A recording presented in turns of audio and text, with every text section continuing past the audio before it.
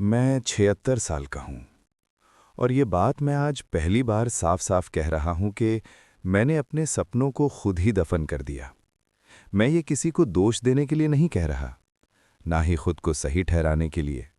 बस इसलिए कह रहा हूँ क्योंकि अब समय कम है और सच कहने का डर खत्म हो गया है।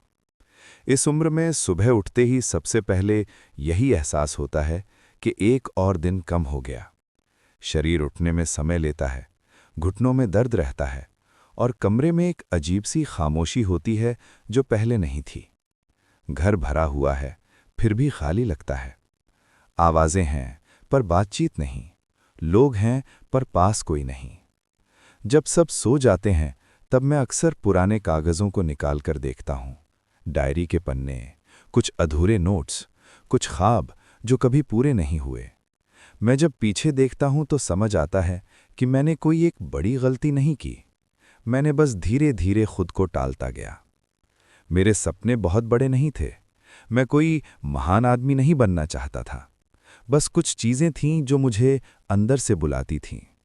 मैं लिखना चाहता था, बहुत पहले से। शब्दों के साथ मेरा रिश्ता हमेशा गहरा रहा। कॉलेज के दिनों में मैं रात को देर तक जागकर कविताएं लिखा करता था। कभी किसी को नहीं दिखाई। सोचता था पहले जिंदगी सेट कर लूं, फिर ये सब करूंगा। तब उम्र कम थी, समय बहुत लगता था और जिम्मेदारियां दूर की चीज लगती थीं। फिर नौकरी मिली, छोटी सी पर स्थिर। घर वालों ने कहा, अच्छा है, छोड़ना मत। मैंने नहीं छोड़ा। शादी हुई, बच्चे हुए, खर्चे बढ़े। हर बार जब दिल कहता था कि कुछ और करना है, दिमाग जवाब देता था, अभी नहीं। अभी बच्चों की फीस है, अभी घर का लोन है, अभी माँ की दवाइयाँ हैं, अभी बॉस नाराज हो जाएगा। और अभी धीरे धीरे कभी बन गया। मैं सुबह निकलता था, शाम को थक कर लौटता था, रात को टीवी के सामने बैठ जाता था। कभी कभी डायरी खोलता था, 2 लाइन लिखता था, फिर सोचता था कल पूरा लिखूंगा। वो कल कभी नहीं आया। मैंने खुद से कहा कि मैं जिम्मेदार आदमी हूँ, मैं अपने कर्तव्य निभा रहा हूँ। और ये बात गलत भी नहीं थी। मैंने काम किया, घर चलाया, बच्चों को पढ़ाया। लोग कहते थे कि आप बहुत मेहनती हैं। मैं मुस्कुरा देता था, पर अंदर कहीं कुछ चुपचाप मर रहा था। मुझे याद है कि एक बार ऑफिस में एक युवा लड़का आया था। उसने बताया कि उसने नौकरी छोड़कर लिखना शुरू किया है। सब लोग हंसे थे, मैं भी हंसा था। लेकिन घर आकर उस रात नींद नहीं आई। मैंने खुद से पूछा था कि अगर मैंने भी हिम्मत की होती तो क्या। फिर मैंने खुद को समझाया, तुम्हारी जिंदगी अलग है, तुम्हारे ऊपर लोग निर्भर हैं। और वो सवाल दब गया। ऐसे ही साल निकलते गए, एक एक करके। मैं बच्चों के स्कूल के कार्यक्रमों में कम ही जा पाया। हमेशा कोई मीटिंग होती थी, कोई डेडलाइन होती थी। मैं सोचता था जब रिटायर हो जाऊंगा तब सब करूंगा, तब लिखूंगा, तब यात्रा करूंगा, तब समय होगा। पर समय कभी तैयार होकर नहीं आता। मेरी पत्नी अक्सर कहती थी, तुम हमेशा कहीं और रहते हो। मैं कहता था, सब तुम्हारे लिए ही तो कर रहा हूं। वो चुप हो जाती थी। आज समझ आता है, वो कुछ और कहना चाहती थी, पर मैंने सुनना नहीं सीखा। फिर एक दिन मेरे पिता नहीं रहे। अचानक उनकी अलमारी साफ करते वक्त मुझे एक पुरानी फाइल मिली। उसमें कुछ स्केच थे। उन्होंने कभी बताया नहीं था, पर वो चित्र बनाना चाहते थे। मैंने पहली बार महसूस किया कि शायद ये आदत मैंने उनसे ही पाई थी और उन्होंने भी इसे छोड़ दिया था।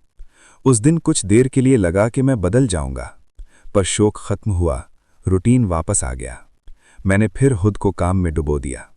सपनों को मारने के लिए किसी हथियार की जरूरत नहीं होती, बस उन्हें रोज टालते रहो। धीरे धीरे दोस्त कम होते गए, बातचीत सतही होती गई। मैं सबके बीच था, पर किसी के साथ नहीं। फिर मेरी पत्नी बीमार रहने लगी, लंबे इलाज चले। मैं अस्पताल के बाहर बैठकर अक्सर सोचता था कि अगर सब ठीक हो गया तो मैं बदल जाऊंगा, पर वो ठीक नहीं हुई। उसके जाने के बाद घर और भी खामोश हो गया। मैंने पहली बार महसूस किया कि मैंने किस चीज़ के लिए क्या छोड़ा था, और जिसे मैंने चुना वो भी आखिरकार मुझसे छिन गया। उसके बाद कुछ साल ऐसे थे जहां मैं बस जीता रहा, ना आगे की योजना, न पीछे देखने की हिम्मत। रिटायरमेंट आया, लोगों ने मिठाई खिलाई, फोटो खिंचवाई। मैंने सोचा अब समय है, पर अब शरीर साथ नहीं देता था।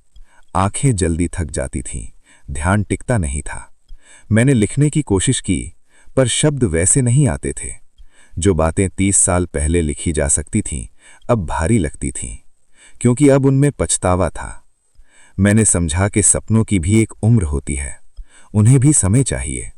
अगर आप उन्हें बहुत देर तक बंद करके रखते हैं, तो वो दम घुटने से मर जाते हैं। आज जब लोग मुझसे पूछते हैं कि आपने जिंदगी में क्या हासिल किया, तो मेरे पास जवाब नहीं होता। मैंने जो पाया वो ठीक था, पर जो खोया उसका कोई मोल नहीं। मैं अपने बच्चों से प्यार करता हूं, वे अच्छे इंसान हैं, पर वो मुझे नहीं जानते। उन्हें मेरी कहानी का वो हिस्सा नहीं पता जो कभी जिया ही नहीं गया। मैं अब 76 साल का हूं, और अब मैं जानता हूं कि मैं बुरा इंसान नहीं था, बस मैंने खुद को आखिर में रखा, इतना आखिर में कि कभी बारी ही नहीं आई। अगर आप ये सुन रहे हैं तो मैं आपसे कुछ कहूंगा। कोई सलाह नहीं, कोई आदेश नहीं, बस अपनी एक सच्चाई साझा कर रहा हूं।